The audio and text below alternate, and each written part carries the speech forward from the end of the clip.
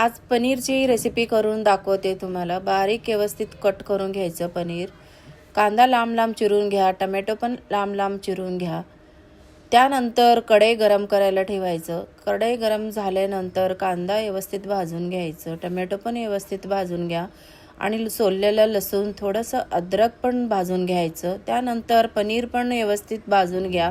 लाल झाल्यानंतर काढून घ्या। लाल पावडर, धनिया पावडर, तेजपान घ्या। कांदा टोमॅटो भाजल्यानंतर मिक्सरला वाटण करून घ्यायचं। कढई गरम करायला ठेवले, बटर टाकून घ्या। त्यानंतर वाटण केलेला मसाला व्यवस्थित भाजून घ्या। त्यानंतर लाल पावडर, थोडंसं धनिया पावडर, तेजपान वाफेवर व्यवस्थित शिजून घ्यायचं।